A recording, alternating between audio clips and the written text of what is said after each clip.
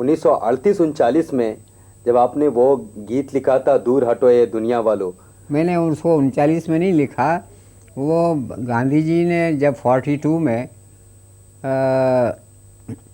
Quit India का slogan दिया कि करो या मरो, डू और डाई, ये बम्बई में ही हुआ था। तो हम एक पिक्चर बना रहे थे, वो 7वां पिक्चर था मेरा, बॉम्बे टॉकीज किस्मत में। तो उसके प्रोड्यूसर ने कहा, हमारे एस मुखर्जी जिनको मैं गुरु समान मानता था, तो उन्होंने कहा कि अरे प्रदीप, कुछ देखो भाई इसके अंदर, ये अभी गर्मा गर्म वातावरण है देश का, तो कुछ एक्सप्लॉइट कर सकते हैं इसमें। मैंने कहा साहब ये तो मामला, तो ये कहानी तो अपनी विचित्र विचित्र है, क्योंकि हमारा जो हीरो है वो तो पिक पॉकेट है, जेब काटता फिरता है, और हीरोइन जो है वो लंगड़ी है। उसके घर में वो चोरी करने के लिए घुस गया और अनायास उनका प्रेम हो जाता है और एक कहानी आगे चलती है। तो यहाँ देश वेश तो कुछ है नहीं। तो उन्होंने कहा देखो भाई, अपन तो फिल्म बनाते हैं ना, और वातावरण गर्म है और रिसेप्टिव मूड में है जनता, तो कुछ ये नहीं, कुछ चक्कर चला सको तो चलाओ।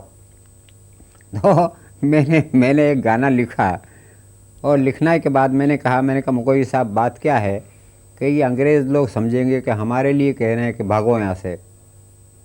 क्योंकि मैंने लिख दिया कि आज हिमालय की चोटी से फिर हमने ललकारा है, दूर हटो है दुनिया वालों, हिंदुस्तान हमारा है। तो ये तो साफ साफ वो समझ जाएंगे कि अपने को भगा रहे हैं, ये अपना एंटी गाना है। तो कि नहीं, कुछ चक्कर चलाओ ना भाई, चक्कर चलाओ। तो मैं सोचता रहा। तो मैंने कहा दुनिया वालों को तो रहने दो, लेकिन दूसरे स्टेंजा के अंदर हमने जर्मन जापानी घुसेड़ दिया कि शुरू हुआ है जंग तुम्हारा, जाग उठो हिंदुस्तानी, तुमने किसी के आगे झुकना, जर्मन हो या जापानी। और फिर आज सभी के लिए हमारा यही कौमी नारा है, दूर हटो, दूर हटो, दूर हटो ये दुनिया वालों, हिंदुस्तान हमारा है।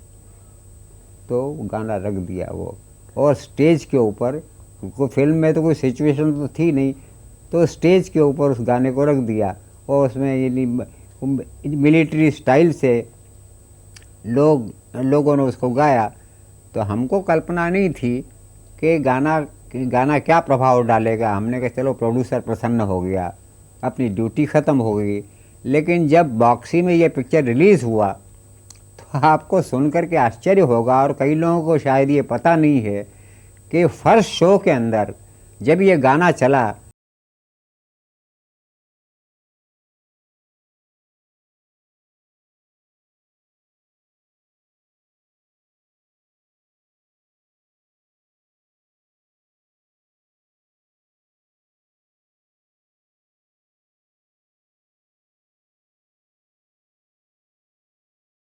और प्रोड्यूसर ने बहुत शाबाशी दी मुझे कि वाह भाई तुमने कुछ कर दिया, कमाल।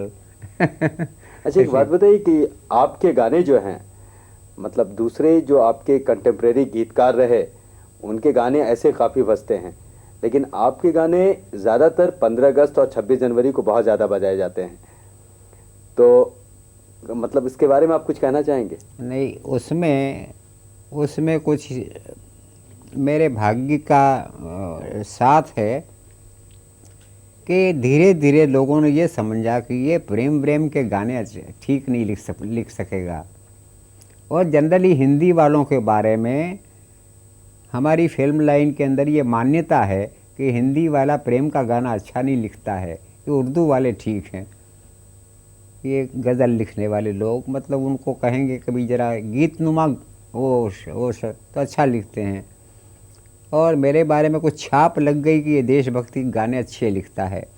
तो उन दिनों प्रोड्यूसर अच्छे थे और अच्छी कहानियाँ सिलेक्ट करते थे।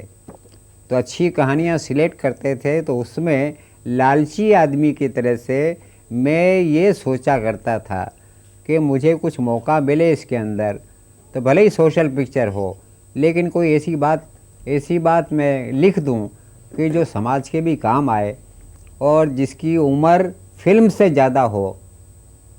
तो इस प्रकार का मेरा प्रयत्न रहता था। स्वार्थी आदमी था मैं, लेकिन मेरा स्वार्थ सात्विक होता था, उसके अंदर किसी प्रकार का कुछ ये नहीं।